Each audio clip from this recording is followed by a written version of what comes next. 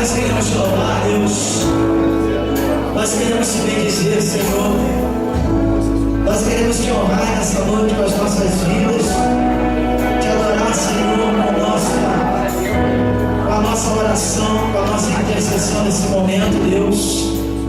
E queremos te honrar, Deus, com tudo que nós podemos oferecer nesse momento, Pai. Então, com o coração quebrantado, Deus, com o coração contrito, Deus, com o coração disposto a te louvar e te bendizer, Senhor, nós queremos nessa noite, Deus, render todo louvor, render toda adoração, meu Pai. E Deus, nesse lugar o Senhor possa vir e quebrar todo jugo, Senhor, em nossas vidas, quebrar todas as artimanhas de Satanás, e que nesse lugar a gente deseja, Deus, é te louvar, bendizer o teu santo nome, te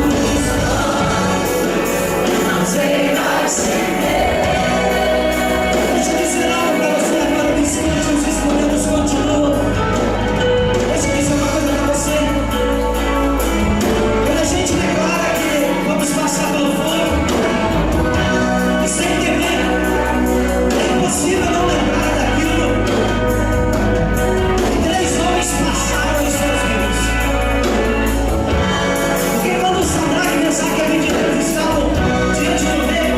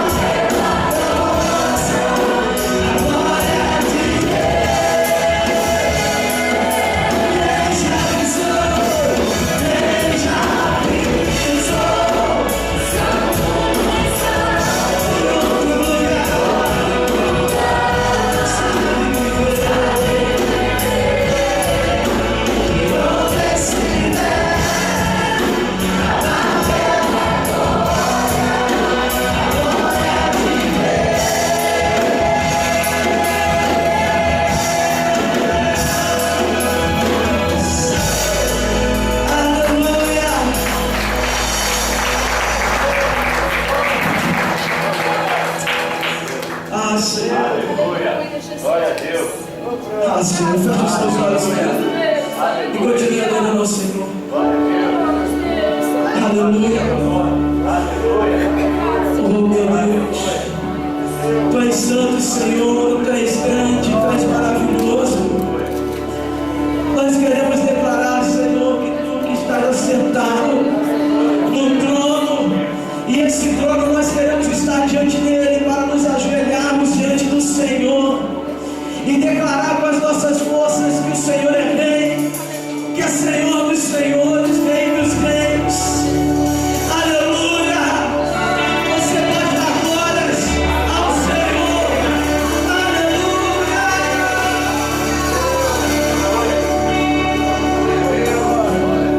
Está sentado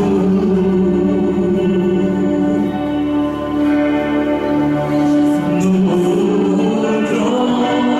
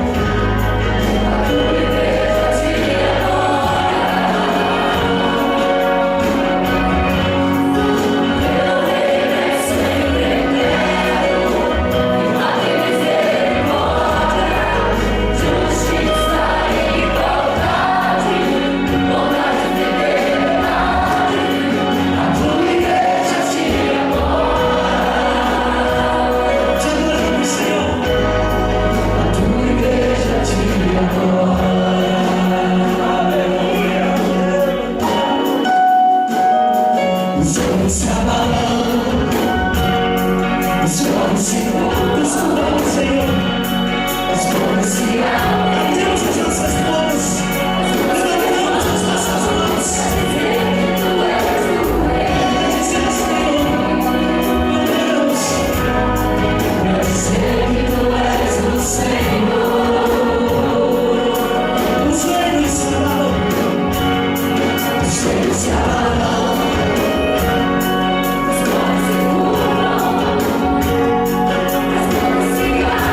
Multidões irão começar.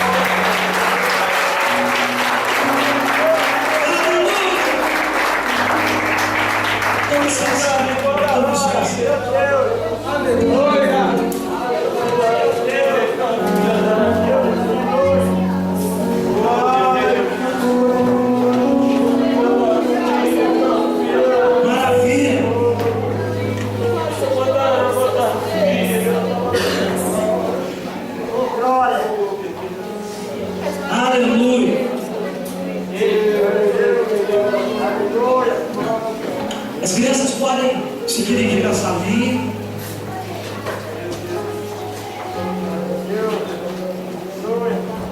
Glória a Deus. Eu creio que quando se fala de multiplicação sobrenatural, nós estamos vivendo isso aqui nesta igreja nesses últimos dias. Amém? Amém? Amém? Amém. Porque multiplicação dessa igreja, sabe, toda a honra e glória a Deus, ela sempre teve, sempre. Mas hoje, de algumas semanas para cá, nós estamos vivendo uma multiplicação realmente sobrenatural. E eu quero que você abra sua Bíblia comigo em Mateus, no capítulo 14, a partir do versículo 15, porque nós vamos adorar o Senhor também com os nossos dízimos e ofertas. Tem que ser muito louco mesmo. O que Deus tem feito por nós é tremendo, gente. O que é que fala sobre a multiplicação sobrenatural?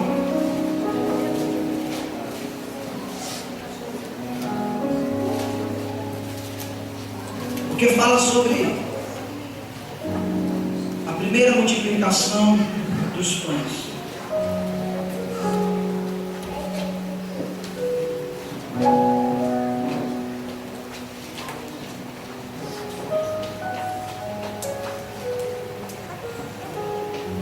O culto hoje pode a gente já começou, mas o culto hoje pode acabar aqui também. Vocês querem acabar em outro lugar?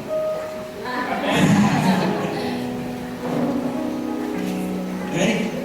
Fala, pastor, deixa por enquanto a gente aqui, né? Vai na brincadeira, não tem banheiro, então vamos ficar por aqui. Por enquanto a gente fica por aqui. Diz assim a palavra, ó. Obrigado.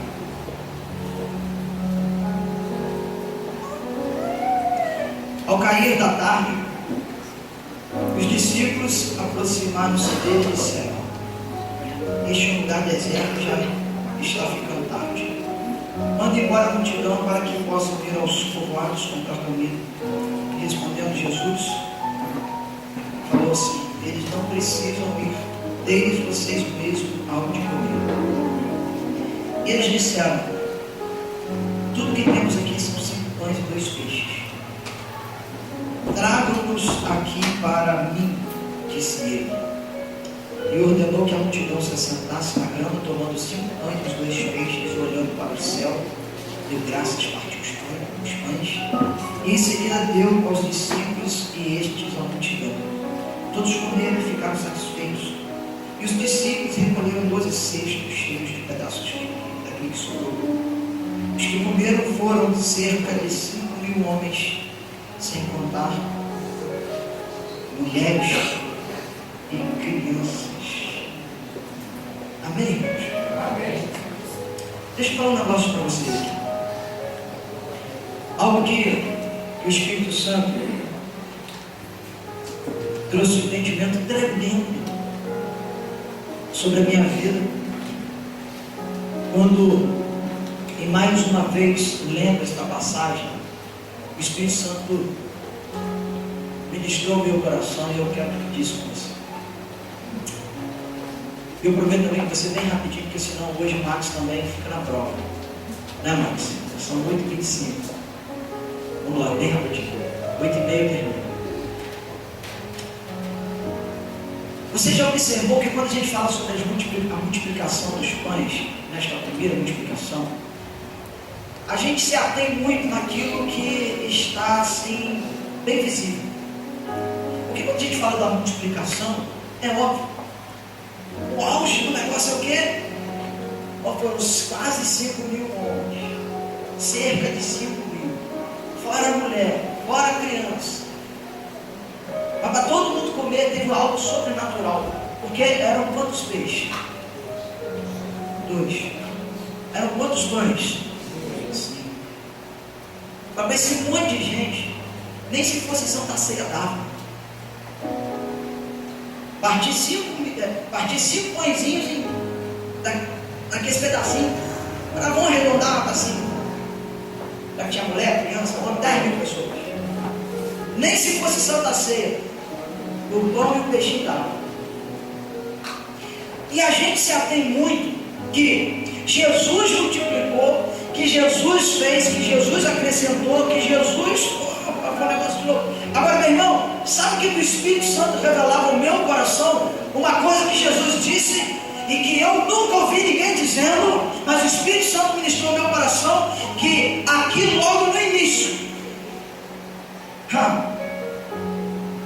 Jesus fala para eles assim: eles não precisam ir embora, deem-lhes vocês mesmos algo para comer. Sabe o que o Espírito Santo me revelava nessa passagem? Que Jesus havia dado aos discípulos algo tremendo através da fé.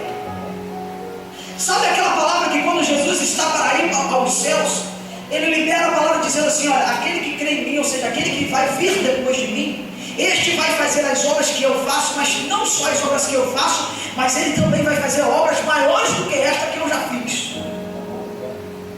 Sabe a palavra que Jesus tinha liberado sobre os discípulos naquele momento?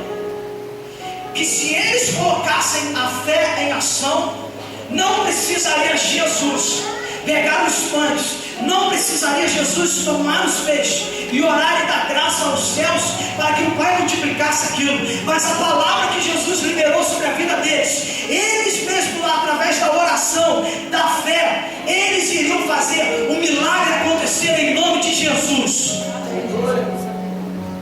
Irmãos, porque não tem lógica o que Jesus disse, humanamente falando. Se haviam só 5 pães e 2 peixes para quase 10 mil pessoas, por que Jesus ia liberar essa palavra sobre a vida daqueles discípulos? Deem vocês mesmo a eles de comer. O que Jesus estava falando para eles? Se vocês colocarem a fé de vocês em prática, aquilo que vocês colocarem na mão de vocês, isso vai multiplicar, isso vai prosperar, isso vai acrescentar, porque eu estou dando autoridade a vocês. Então deixa eu falar um negócio para você, irmão. Sabe o que Deus pôs na tua vida? Repita comigo: autoridade. Autoridade. Diga: autoridade. Autoridade. Para multiplicar. Para multiplicar. Fala para quem está do seu lado: o Senhor Jesus, lhe deu autoridade, para multiplicar. Para multiplicar. Irmão, está aqui na palavra. Aleluia. Está aqui na palavra, irmão. Deus te trouxe hoje aqui para você multiplicar, querido. A gente não entende que existem coisas que a gente não consegue conquistar porque a gente faz como os discípulos, a gente não toma posse dessa autoridade que o Senhor liberou sobre as nossas vidas. A gente se atém que diz lá em Lucas capítulo 10, versículo 19: eis que vos dou poder para colocar, expulsar, pisar em serpentes e escorpiões e declarar a toda a força do mal ao inimigo, que para ir embora essas coisas, nada disso vai te fazer dano algum, você não vai sofrer com nada disso. E a gente se atém nestas coisas simplesmente nessas. São importantes? Sim, mas não são tão importantes, porque Jesus mesmo disse que era para os discípulos não ficarem felizes porque os demônios se sujeitavam a eles, mas por eles terem os seus nomes escritos no livro da vida. Mas eu quero te dizer nessa noite que não é poder apenas sobre demônios, não é poder apenas sobre serpentes, sobre escorpiões, sobre Satanás, sobre o inferno que Deus liberou sobre a tua vida, mas poder também para multiplicar, irmão. Deus nos deu poder para multiplicar. Pastor, eu não acredito. Eu não acredito. O que nós estamos vivendo? Multiplicação. Então, o que nós estamos vivendo? Multiplicação. Sabe o que significa isso? Quando a gente entra no âmbito espiritual e a gente começa a lutar em unidade, não há nada impossível para a igreja. Quando a gente entra no âmbito espiritual, e não importa se é material, não importa se é financeiro, não importa se é espiritual, não importa se é sentimental, mas quando a gente entra na luta em unidade e declara com fé e toma posse naquilo que é nosso por direito, nós chegamos à conquista, nós vivemos a vitória, e a vitória de Deus que nós estamos vivendo nesses últimos tempos, porque a multiplicação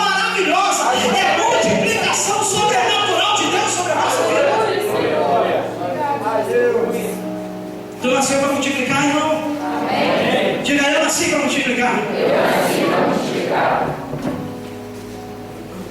Então multiplique nessa noite. E oferte ao Senhor. E diziga ao Senhor. Porque a colheita na sua vida vai ser tremenda em nome de Jesus.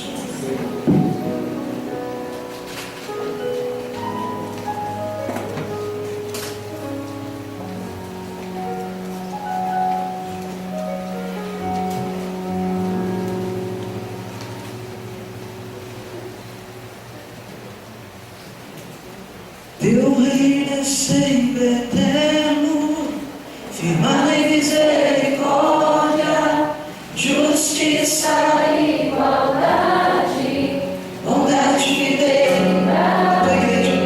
A tua igreja te adora. Adora o Senhor aí com o seu dízimo, com a sua oferta. A igreja te adora. Com seus lábios também adora o Senhor. Diga, teu reino. Teu reino é sempre eterno, firmado em misericórdia, Max, vem pra cá. Justiça e igualdade, bondade e fidelidade. Meu Deus, a tua igreja te adora. A tua igreja te adora. Vamos orar nesse momento, querido.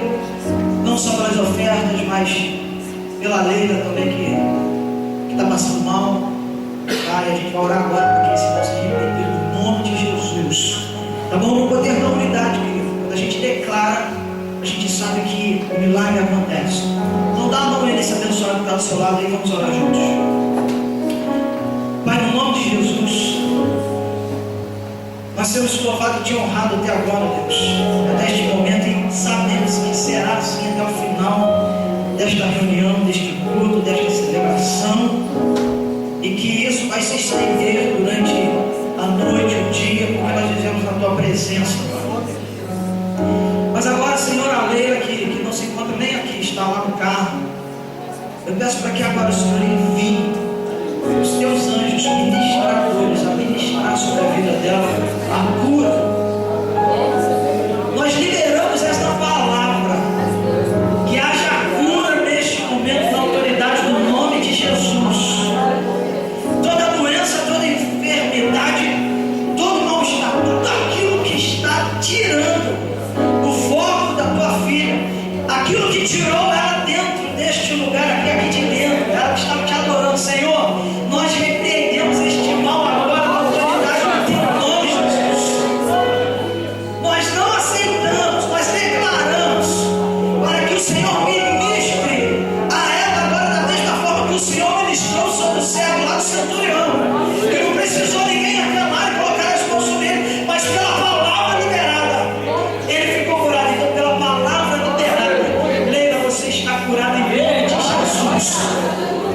Pai, te agradecemos por essas ofertas, te louvamos por estes irmãos, por esta igreja que tem sido fiéis a ti. Abençoe, meu Deus, a nossa vida para receber a tua palavra nessa noite através da vida do Marcos.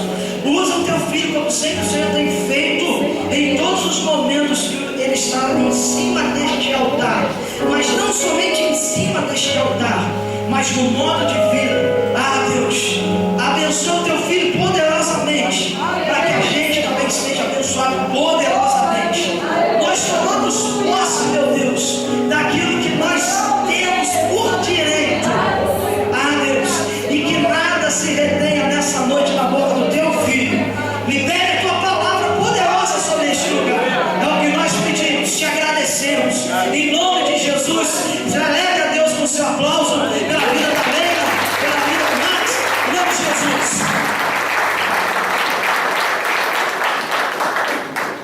Aleluia, Jesus. Louvado seja Deus. Aleluia. Aleluia. Glória a Deus. Graças a Deus. Amém. Amém. Abra sua Bíblia comigo. Isaías, capítulo 41, versículo 18 e 19.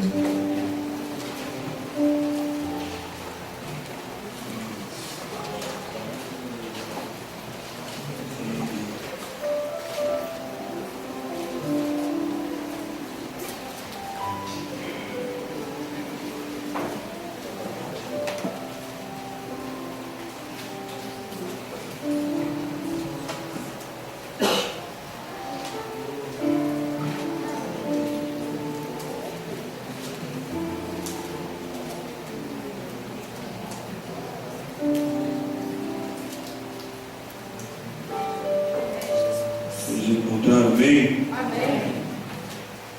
Bem, o tema que Deus havia ministrado no meu coração, queridos, eu estou no clima do congresso. Para mim, semana passada foi, não sei se vocês se lembram de uma mensagem que eu tinha pegado um tempo atrás, do intervalo de Deus. Então, semana passada foi o intervalo de Deus para a gente contemplar aquela bênção lá, e hoje a gente está voltando para o congresso. Eu estou meio agitado hoje, estou tentando me segurar, porque Deus me confiou uma palavra muito profética nessa noite. Esses dias eu tenho tentado com a mente muito cansada. A gente está sempre estudando bastante, e às vezes quando você estuda, não que você deve parar de estudar, mas a sua mente fica estressada, você fica um pouco cansado. E eu cheguei aqui nessa noite e falei, Senhor, eu tenho a palavra profética na minha boca, mas se o Senhor não me envolver na sua glória, nada vai fluir. Embora eu tenha a sua palavra, mas se não tiver a sua glória, vão ser palavras vãs. Então eu preciso que a sua glória, que a sua unção, que a sua graça me envolva nessa noite, para que eu possa profetizar aquilo que o Senhor tem colocado no meu coração. O tema da palavra que eu quero ministrar com os irmãos é: as águas da restituição vão passar. Um tema bem profético, um tema que o Senhor me surpreendeu com esse tema, me confirmou essa palavra através da boca da Eleni no retiro, porque eu sou assim, eu procuro ter muito foco naquilo que eu faço. Depois do retiro, ao término do retiro, quando o pessoal estava lá embaixo jantando, a minha cabeça já estava pensando no congresso de intercessão. E eu estava lá, paradão, olhando assim para o monte. Aí vem a Eleni com uma palavra de Deus sobre a minha vida e falando sobre águas. E quando a Eleni falava sobre águas, aí o Espírito Santo terminava de trazer essa revelação no meu coração, falava, mesmo que eu queira ou não, eu vou ter que ministrar essa palavra. Não é meu querer, mas é a vontade do Senhor. Esse congresso, como já disse, de intercessão tem sido muito abençoado. Eu agradeço a Deus pela vida da Bianca, que nos convidou para a gente estar ministrando.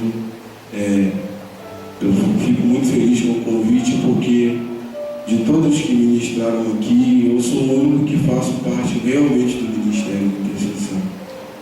Desde que começou, um tempo também eu liderei um pouco o ministério, não sei se a Bianca se lembra, quando o nascimento da Lavínia, eu fiquei 2 meses responsáveis até a Bianca voltar. E a gente do Ministério de Intercessão, a gente dá muito graças a Deus, porque o Senhor tem nos sustentado. O Senhor sabe, durante esses anos todos que a gente faz parte do ministério, às vezes nós chegávamos aqui ruídos, mas colocávamos em primeiro lugar o propósito da oração. A gente chegava aqui muitas das vezes precisando que alguém colocasse a mão na nossa cabeça e orar. E chega aqui na igreja, tem que orar para o fulano, ora para a igreja, ora para o Beltrano, ora pelos pastores, e você precisando de oração. E nesse momento o Espírito Santo ele forja muito o nosso caráter, até ele ser forte, alargar às vezes as nossas situações e clamar pelo outro. E esse congresso de intercessão foi uma bênção para a minha vida, porque assim, eu vivi experiências ali atrás, sentado no banco, que eu jamais pensei que ia viver. Pelo fato da Daniela estar ministrando aqui, não pela Daniela ser o que ela é, a gente sabe que ela é uma bênção, mas eu por muito tempo, mas muito tempo mesmo, eu fui muito ministrado pela Daniela de novo. Quando ela liderava o Ministério de Louvor da Apacentar, eu fiquei mais ou menos uns 2, 3 anos, assistia ao culto da Apacentar toda terça-feira que dava para me ver. Hoje não dá para ver dia nenhum, mas toda terça-feira eu estava lá sentado e sendo ministrado pela Daniele e pelo Cacá. A Daniele com aquele louvor de libertação, aquele louvor pulsado, e o Cacá sempre com aquela palavra de adoração.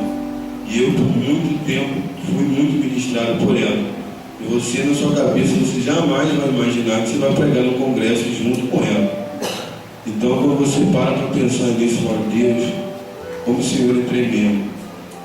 por muito tempo eu sentava, ficava ouvindo, como ela não tem nem noção. Mas como eu dizia, como eu falei, quando ela estava sentada ali fora, eu agradeci muito a Deus pela vida dela, por ela ter abençoado a minha vida, sem ela saber, porque na verdade, quando Deus nos chama para algo, a gente não tem percepção, e é bom que não tenha, para que a gente não fique vaidoso, mas a gente não tem percepção de quantas pessoas nós abençoamos, e é bom que não saiba, porque a gente saber, a gente pode até pensar que, nossa, eu sou cara. É bom que a gente não saiba, mas Deus ele consegue romper barreiras e fronteiras que nós nem imaginamos, através da palavra. Eu agradeci muito a Deus pela vida dela, por ela ser também, a galera que estava nos bastidores da igreja viu que ela não é só uma ministra, mas uma pessoa espetacular também. Isso alegrou muito o nosso coração, porque a gente não quer que nesse púlpito aqui venham para cá artistas, mas que venham homens e mulheres que tenham compromisso com o reino de Deus, que venham realmente para abençoar, que sejam realmente um investimento para a igreja, como a vida da Daniela foi.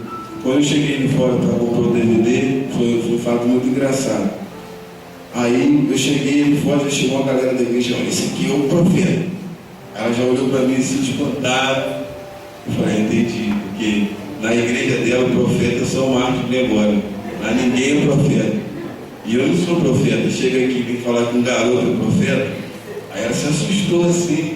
Eu falei, não é verdade não. O profeta é o Gregório mesmo. Mas vamos à palavra. Isaías 41, versículo 18 e 19. Abrirei os rios nas colunas estéreis, nas fontes nos vales. Transformarei o deserto num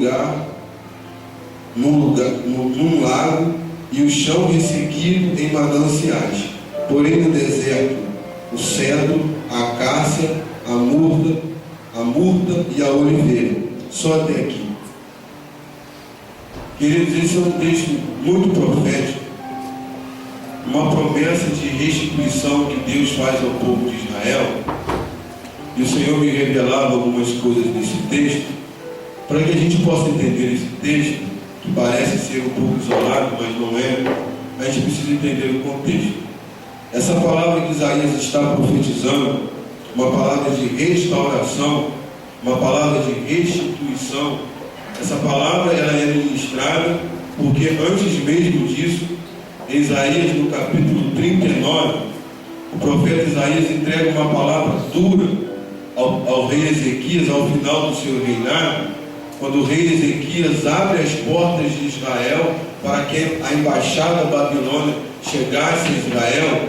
E logo depois que Ezequias mostra toda Israel para a embaixada babilônica, mostra os tesouros de Israel, o profeta Isaías vai até Ezequias e fala: Ezequias, você fez o que não deveria ser feito. Você mostrou todo o território para o inimigo. E agora, por causa da sua desobediência, os seus netos vão sofrer a consequência disso. Você não vai sofrer, mas a tua descendência vai sofrer as consequências do teu ato de desobediência. Mas no mesmo momento em que Deus promete essa palavra, se nós formos ver de Isaías no capítulo 39 até Isaías no capítulo 60, nós vamos ver três coisas muito frequentes nos versículos, nos capítulos. Nós vemos ali os atributos de Deus, o Deus onisciente, onipotente, onipresente. Nós vemos ali as promessas acerca do Messias, nós vemos isso em Isaías 53, e nós vemos também promessas de Deus acerca da restituição de Israel no cativeiro babilônico. Antes mesmo que o povo regressasse no cativeiro, Deus já tinha um plano de restituição, porque Deus é assim. Deus ele sabe que muitas das vezes nós vamos cair lá na frente, mas Ele já tem um plano para nos levantar antes mesmo de nós cairmos. Deus trabalha dessa forma. É difícil o povo entender, mas Deus trabalha. Antes mesmo do povo estar cativo, Deus já tinha um plano de resgate. Deus já tinha um plano de restituição. E quando o povo ele está passando, quando Isaías está consolando o povo com essa mensagem, Isaías começa a explanar umas coisas muito proféticas. Às vezes não dá quase para não acreditar de tão profético que é o texto. Porque o texto de Isaías 41, versículo 18 e 19, quando Isaías fala que as águas vão passar pelo deserto ressequido, que as águas vão passar pelo deserto seco, Isaías está dizendo que nesse período que o povo estava passando por um cativeiro, por um momento terrível, por um deserto terrível, Deus ia vir sobre o povo com uma restituição tremenda. No momento que esse povo estaria dizimado, Deus ia fazer coisas tremendas no meio desse povo. E a promessa que Isaías começa a profetizar acerca do povo é que as águas iam sair das colinas, descendo pelo deserto. E esse deserto que Isaías está falando, o texto não diz, mas nós entendemos pela palavra que esse deserto que Isaías está falando não é o deserto do Sinai, não é o deserto de Midian. O deserto que Isaías está falando é o deserto do Negueb, o mesmo deserto em que Abraão, em Gênesis 13, ele passa lá. E nós vemos que Abraão, quando sai do Egito e vai para Canaã, antes de ele ir para Canaã, ele passa pelo Negueb, mas ele passa pelo Negueb só de passagem, porque o Negueb não produz nada, o Negueb é terra seca. Então, se Abraão permanece no Negueb, ele ia perder os bens dele, ele ia perder as plantações dele, ele ia perder tudo que ele tinha, porque não compensava ficar no Negueb. Embora o Negueb fosse uma terra tranquila, o Negueb é uma terra improdutiva. E eu me lembro até de uma certa vez que aconselhava um irmão, usando esse texto, mas o Espírito Santo me direcionava a outro âmbito, que ele estava muito mal numa igreja, e eu falava: cara, sai do Negueb. A terra que você está, não adianta você semear, que não vai a terra você. Para lá melhorar, eles precisam passar por essa água de restituição. Porque se não passar, tu pode plantar, tu não vai colher nada não. Porque Deus tem mostrado, a terra não é fértil. E para não perder o foco da palavra que eu estou dizendo, essa promessa veio de restituição.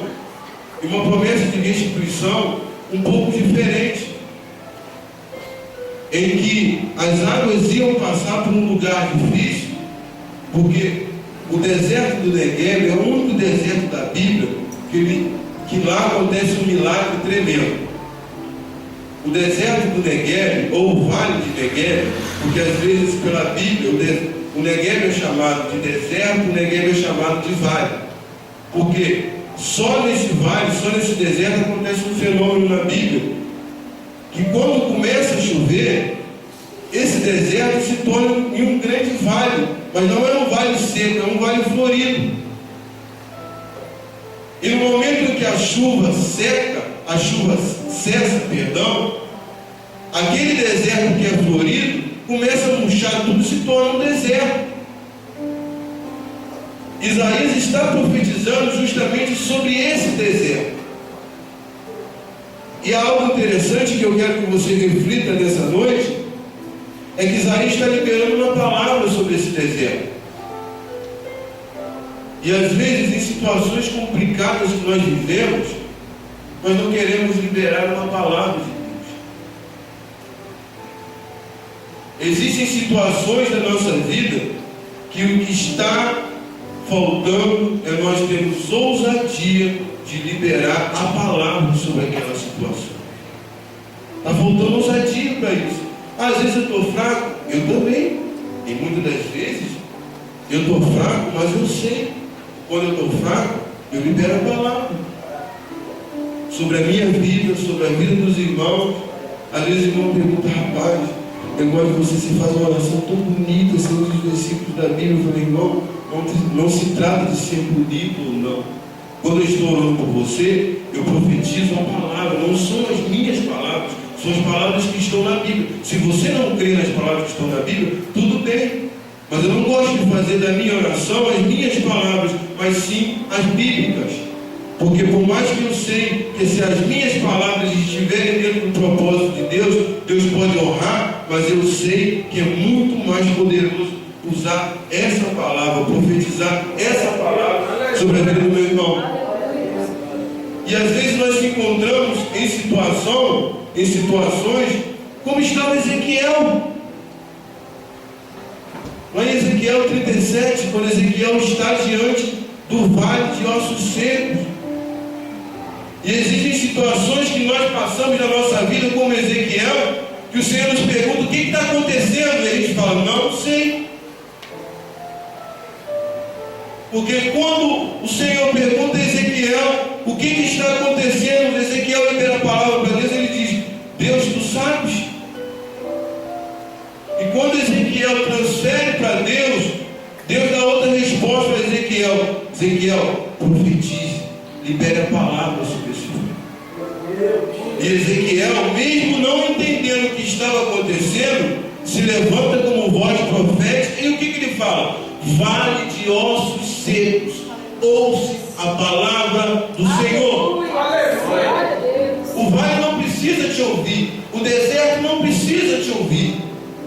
O que vai transformar o deserto, o que vai transformar o vale, é a palavra. Ah, mas eu estou fraco, eu estou limitado, eu não estou medindo a tua força. Eu estou te pedindo para você usar o poder que tem nessa palavra. Essa palavra que sara, que liberta, que cura, que transforma. Mas essa palavra precisa ser profetizada. Eu te desafio nessa noite: profetize a palavra, e você vai ver o que Deus vai fazer com esse deserto, com esse vale. Porque Ezequiel não usa as palavras dele.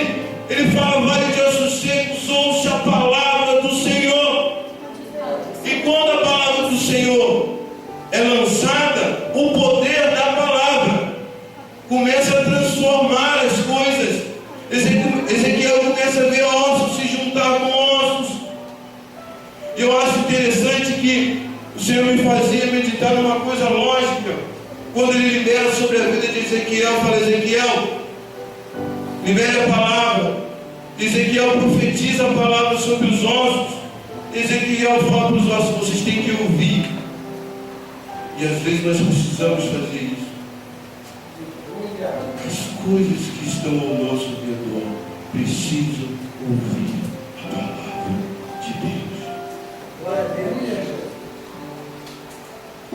E Ezequiel fez isso. Ezequiel falou para os ossos. Ezequiel falou para aquilo que estava morto. E às vezes nós precisamos fazer isso. Aquilo que está morto, libere a palavra.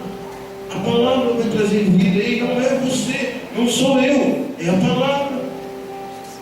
E quando Ezequiel faz isso, eu acho algo muito interessante nesse texto, é que para aqueles ossos ouvirem a palavra e depois se transformar num grande exército, precisava primeiro de quê? Da primeira parte de ser construído, o ouvido, porque senão não ouve a palavra. Como é que aquele batalhão, aquele multidão de pessoas que se levantaram ali, naquela visão que Ezequiel teve, eles poderiam ouvir a palavra se eles não estivessem ouvidos? Então eu entendi nesse texto que o primeiro ossinho a ouvir a palavra é um ossinho chamado bigode, que é o menor osso do corpo humano. E há algo muito interessante nessa passagem, é que assim o Senhor Jesus é muito enfático em dizer que os pequeninos ouvem a voz dele. E às vezes a gente se sente tão pequeno, mas querido, Deus começou a levantar os ossinhos pequenos para levantar um grande exército. Deus não chamou os fortes, Deus chamou primeiro: eu vou levantar os pequeninos, depois os outros se levantam. Então, se você tem se achado fraco, limitado, ele tem uma boa notícia de Deus para te dar. Deus primeiro tem a visão de levantar os pequeninos, depois os outros se levantam. Você que está fraco, você é um dos primeiros que Deus quer levantar para um grande exército nesse lugar.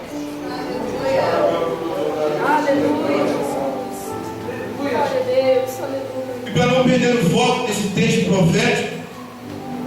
Quando Isaías ele libera essa palavra, as águas da restituição vão passar pelo deserto, aquele deserto seco do Negueb. Isaías vai mais profundo ainda. Isaías vai dizer uma coisa: no deserto o Senhor vai plantar o cedro, a acácia primeiro. Eu quero frisar esses três: a acácia, o cedro do Líbano e a oliveira.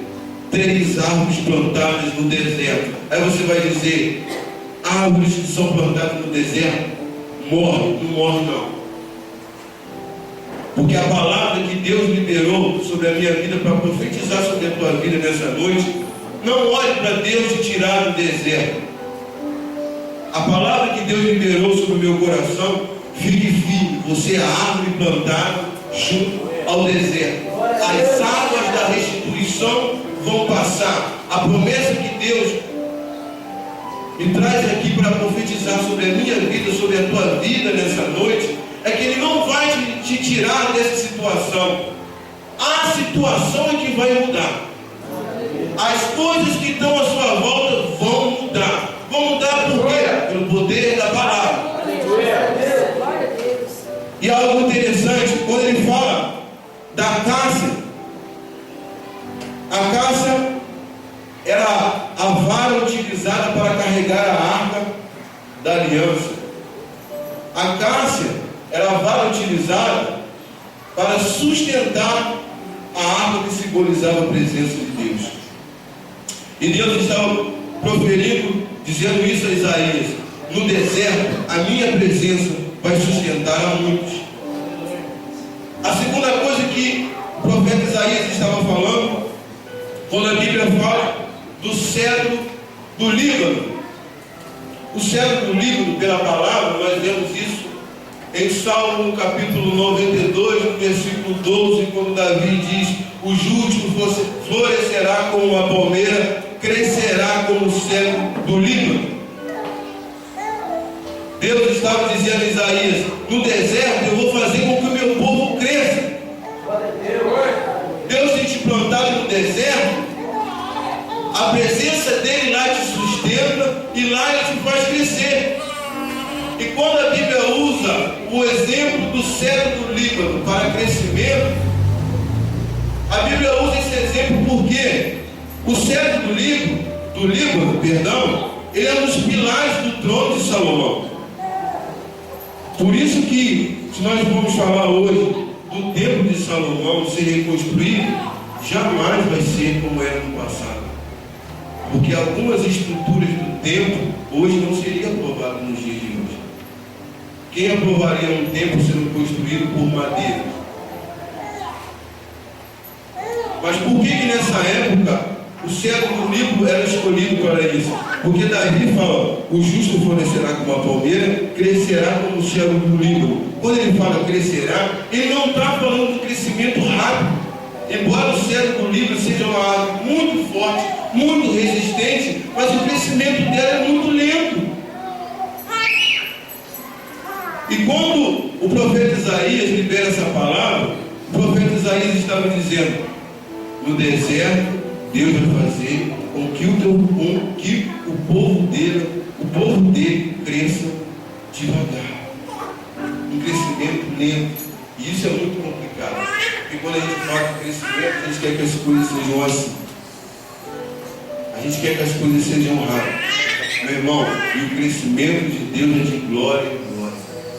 Se você quer crescer na graça, no conhecimento de Deus, e você, às vezes, a gente se empolga por ver muitas pessoas: rapaz, não tem que chegar lá, fulano é benção, Beltrano é benção. Mas todo mundo tem um crescimento. Todo mundo tem que passar por um estágio na vida em que a gente tem que crescer. Esse crescimento, às vezes, é doloroso. Olha, quantas vezes eu posso dizer aos irmãos, confessar isso, quantas vezes vim no culto para ministrar, eu sabia que era bênção por causa da palavra, mas eu estava completamente insatisfeito. Saía para ministrar: irmão, foi uma bênção, coisa e tal. Claro que eu não ia falar com os irmãos, puta, claro que não, é a palavra de Deus. Mas para mim não estava bom. Porque eu queria oferecer mais ao Senhor. Eu ficava muito chateado de não conseguir transmitir tudo aquilo que Deus me dá. No começo foi muito complicado. Fala, você pensou em desistir? Jamais. Eu fui entender que o crescimento de Deus não é para chegar agora, o cara vai pegar, vai dominar os textos bíblicos, vai profetizar e tudo e tal. Não é assim. Jeová tem uma escola. E nessa escola ninguém pode fugir. Crescimento devagar. Então, não precisa ter pressa, irmãos. Você está chegando hoje, Deus vai aperfeiçoar a boa obra na sua vida. Você precisa ter paciência. A cada dia Deus vai acrescentar mais. Mas você precisa ter paciência, porque você vai crescer, eu vou crescer. Mas como Davi disse, eu vou crescer como o cedro do Líbano. É um crescimento forte, mas lento. E outra coisa que Isaías fala: no deserto vou plantar a oliveira. E quando Isaías fala da oliveira, também Davi faz menção sobre isso. Lá no Salmo de número 52, versículo 8, Davi diz: eu sou como oliveira na casa do Senhor. Quando Davi diz isso, eu sou como uma oliveira na casa do Senhor, Davi estava dizendo: na casa do Senhor eu sou produtivo. E trazendo isso para aquele texto lá de Isaías estava tentando dizer ao povo: o deserto não vai te matar, o deserto vai fazer com que você fique produtivo. É difícil entender isso, mas quando Davi fala: eu sou como uma oliveira na casa do Senhor, nós sabemos que a oliveira tem várias utilidades. A oliveira era usada como remédio, era usada como óleo para unção, a oliveira também era usada como para várias coisas. Para alimento também, para se alimentar, as pessoas também se alimentavam da oliveira. Então Davi estava dizendo: para mim o que importa estar na casa de Deus é ser útil para fazer algo. E nós precisamos entender essa palavra, sabe? Irmãos, às vezes nós somos muito fixados em talentos. A gente quer: Deus, eu vou começar a trabalhar quando eu saber qual é o meu ministério. Você nunca vai saber qual é o seu ministério sentado na cadeira sem fazer nada. Quer saber o que Deus tem para a sua vida? Arregaça sua mão, comece a trabalhar. E quando você vai começar a trabalhar e caminhar, aí Deus vai falar: eu tenho isso para você, vou fazer isso. E começa a fazer promessas acerca da sua vida.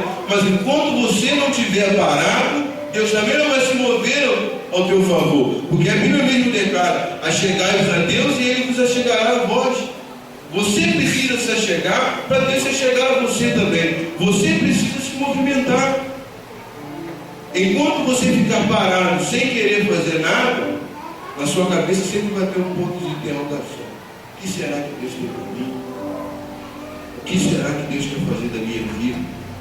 Você vai saber desde o momento que você se colocar como Davi. Eu gosto desse exemplo: se colocar como uma oliveira, se colocar pronto a servir, pronto a ajudar. O grande problema é que às vezes nós não queremos matar o nosso erro, nós queremos fazer aquilo que nós queremos. Eu sonhava tanto em ser pregador, eu sonhava tanto em ser ministro de louvor, eu sonhava tanto em ser pastor.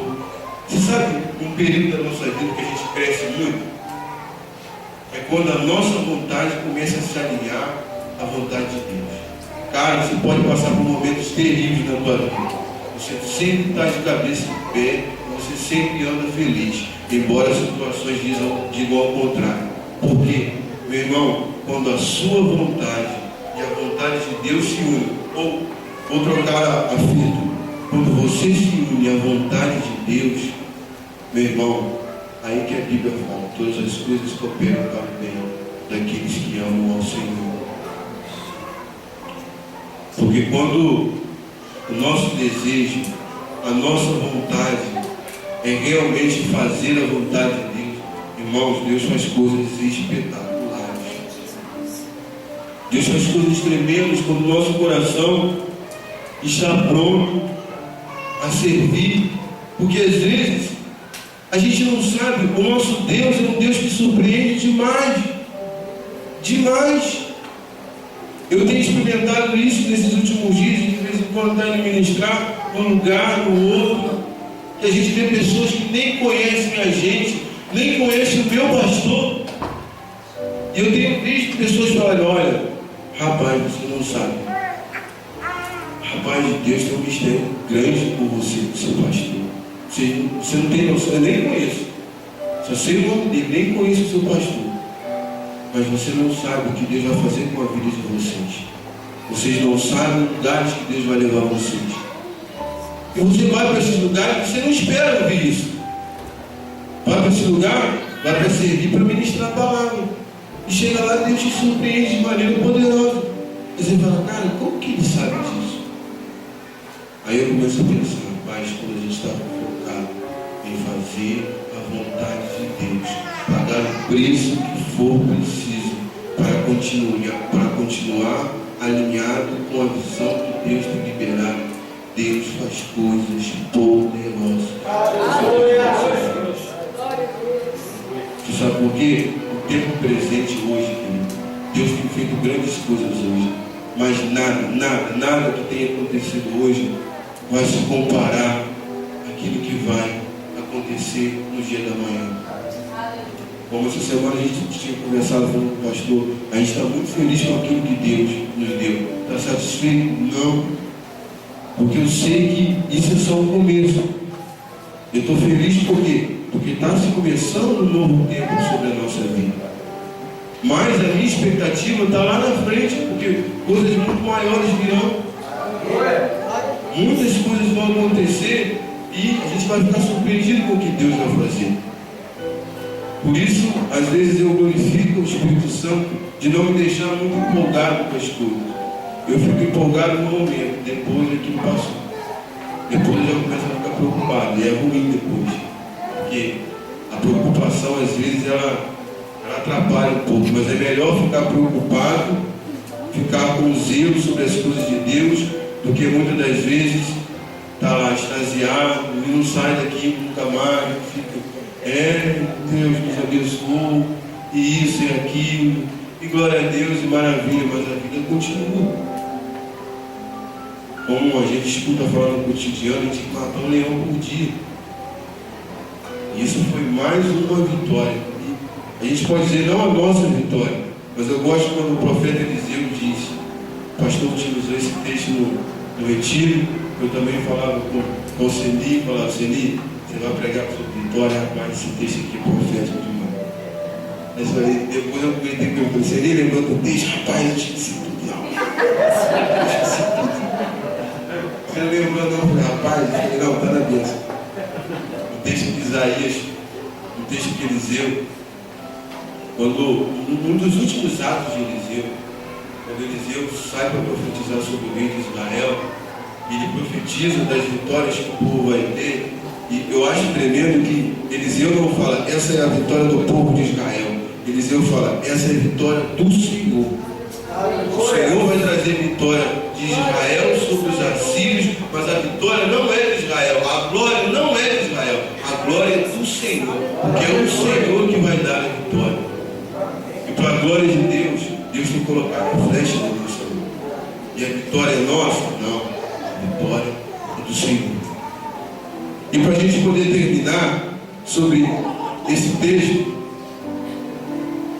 há outro personagem bíblico chamado Davi, que eu falei bastante sobre ele também fala sobre esse texto. O Salmo 123 é o salmo que Davi profetiza sobre o deserto do Negueb. E há algo muito profético que quando Davi profetiza, Davi fala algo muito interessante. O profeta Isaías diz que as águas de Deus vão passar pelo Negueb. As águas vão surgir da colina e vai trazer vida àquilo que está morto. E quando a gente fala de deserto na Bíblia, a gente pensa que deserto é um período que a gente não tem nada. E nem sempre é assim. O deserto, muitas das vezes, o maior sinônimo que eu e você podemos ter do deserto é que o deserto é um lugar de dependência de Deus. É um lugar de providência de Deus. Se Deus não fizer, ele vai rolar.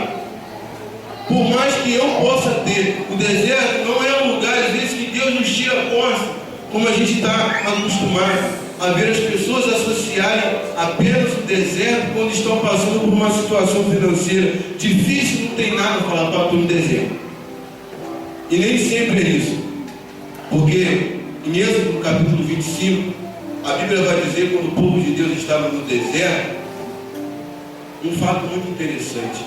O povo de Deus não foi para o deserto pobre, não. O povo de Deus foi para o deserto ricos. Eles foram para o deserto, eles eram ricos, mas eram totalmente dependentes de Deus, porque a riqueza deles não trazia provisão. Como aquilo que eu e você tem, se engana eu e você, que aquilo que nós temos traz provisão.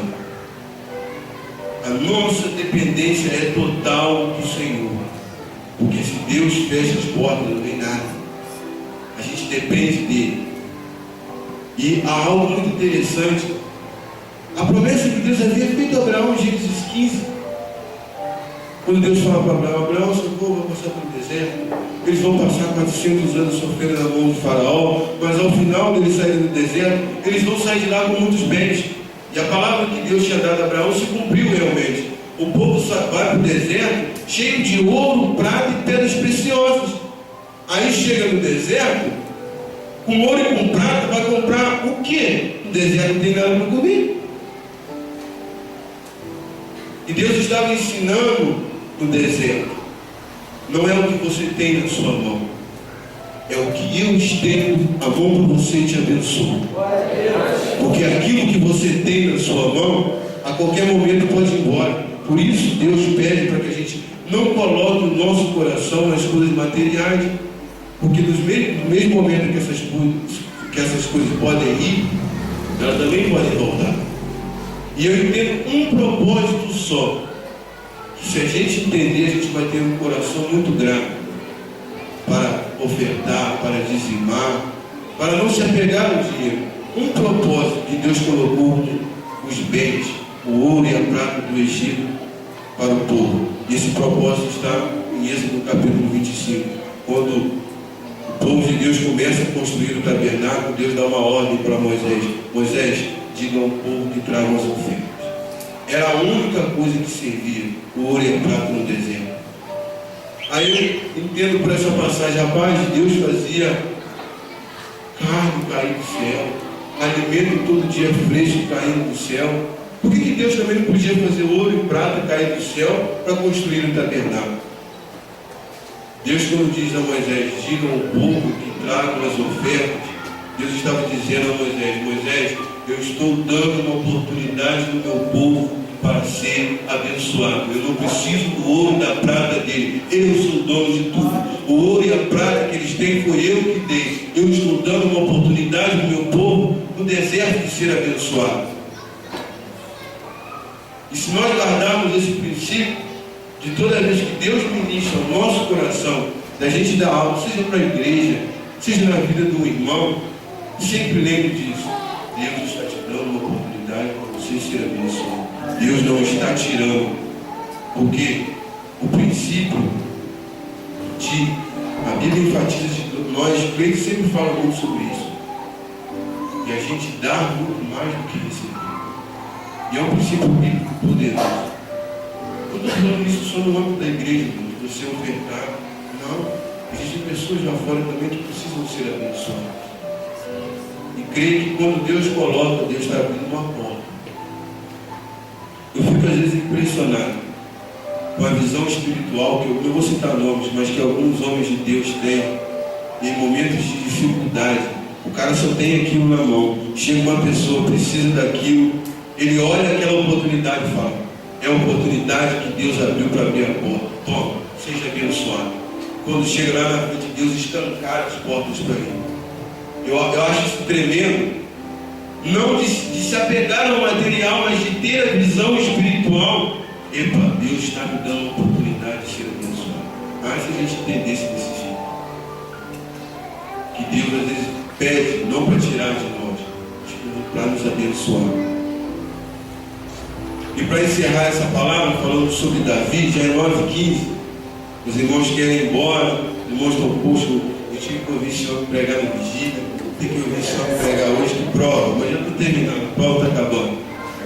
Mas, para terminar, quando eu falei que Davi também passava pelo deserto do Negueb, e Davi libera algo profético muito forte. Davi fala: aquele que passa semeando e chorando, voltará semeando, voltará com os seus feixes. Davi estava dizendo algo muito profético, que quem passa hoje no deserto, chorando e semeando e cantando, que tem que cantar. Em momentos que a gente está passando por dificuldade, meu irmão, canta, adora, porque se ficar de bico, Deus não atende ninguém. Quer agradar a Deus, adora. A gente sabe disso.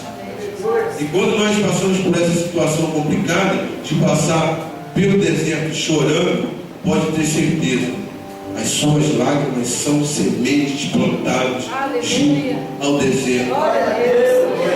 E Deus depois vai fazer com que você, eu e você, tenhamos a honra de passar depois com os feixes. Podemos passar chorando hoje, como nós muitas das vezes chorávamos, por causas aqui na igreja.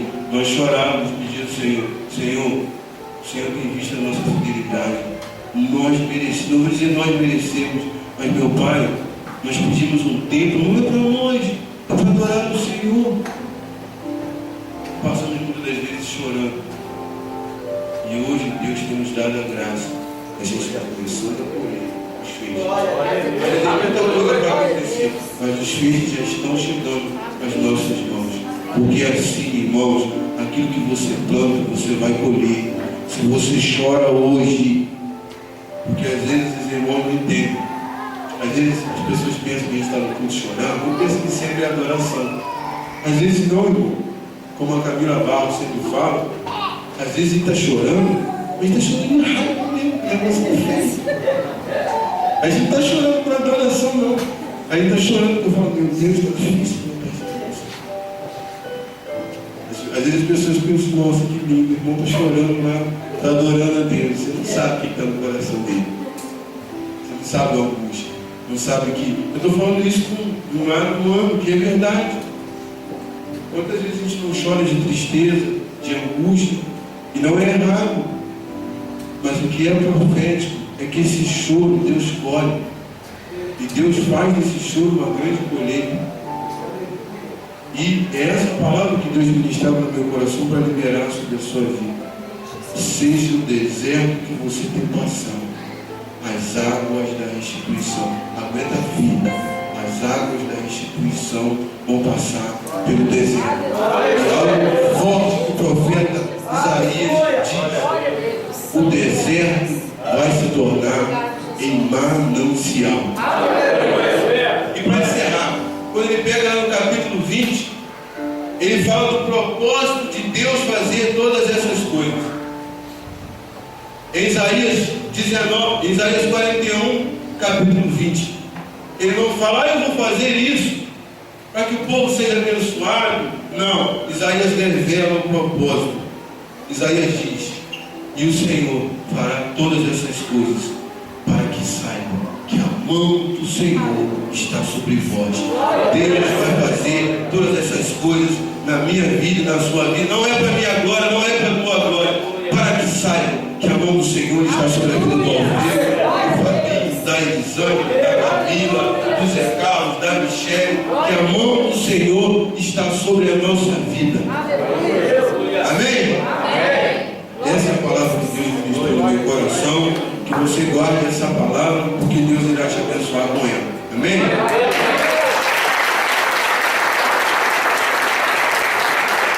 Maravilha! Vai ter muita água nesse deserto, meu irmão. Água para dar e vender. Olha só.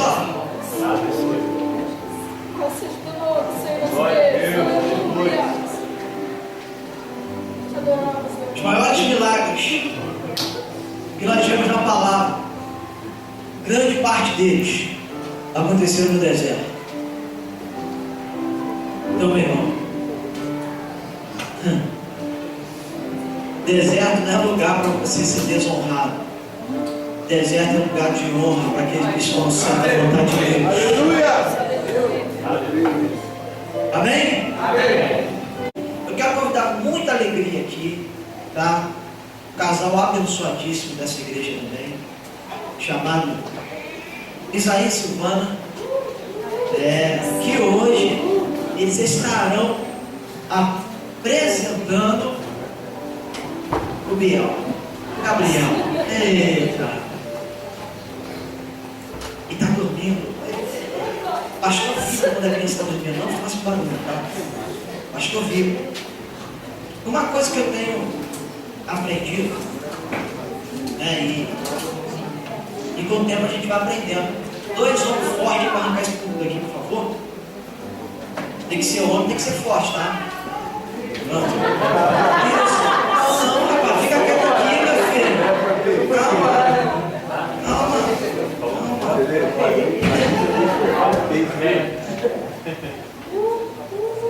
Hoje nós vamos estar aqui apresentando o Gabriel ao Senhor. Apresentando, consagrando a vida dele, né? Quando a gente fala de consagração, uma coisa que eu tenho aprendido com o tempo, né? E Deus vai revelando o seu propósito sobre a nossa vida e coisas que a gente vai aprendendo também. Então o seu pastor só tem 23 anos. Então tem muita coisa que ele ainda está aprendendo, né?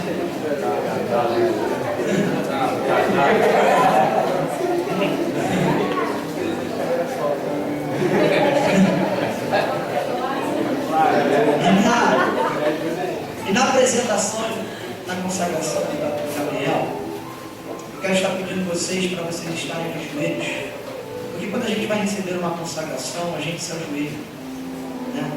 Porque a gente não se ajoelha diante de homens, nós nos ajoelhamos diante de Deus, tá?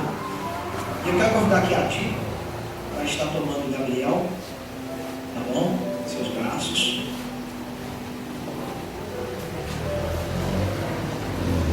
Isaías e Silvana, vocês se coloquem de joelhos. Nós vamos estar orando, ok? Estenda as suas mãos. Pai, no nome do teu Filho Jesus, nós te agradecemos nessa noite.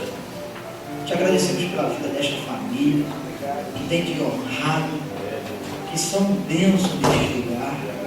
Como o Senhor tem sido generoso com esta igreja, a trazer eles a fazerem parte desta família. Como o Senhor tem nos abençoado através da vida do Isaías, como o Senhor tem nos abençoado através da vida da Silvana. Deus, este casal que são obreiros desta casa, tem te servido, tem te honrado, tem te conhecido e tem, meu Deus, desfrutado daquilo que é a bênção do Senhor sobre a vida deles. Deus, uma vez eles já se prostraram aqui para receberem uma consagração diaconal. E hoje eles estão aqui de joelhos para apresentar e consagrar a vida do seu filho Gabriel ao Senhor. Meu Pai, eu oro nesta noite com a Ti, tomando Gabriel em seus braços, eu com a minha mão sobre sua cabeça, dizendo: Gabriel, em nome de Jesus, você será um grande homem nesta noite. Você será honrado não simplesmente por honra humana, mas porque o Senhor fará presente notório na sua vida.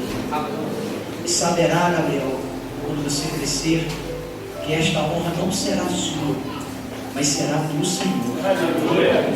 Nesta noite, eu consagro você, Gabriel, eu apresento você, Gabriel, ao Senhor, para que todas as bênçãos de Deus estejam sobre tua vida, aonde quer que você for, ao entrar, ao sair, aonde colocar as plantas dos teus pés, a terra você irá possuir, pois esta promessa também é sua.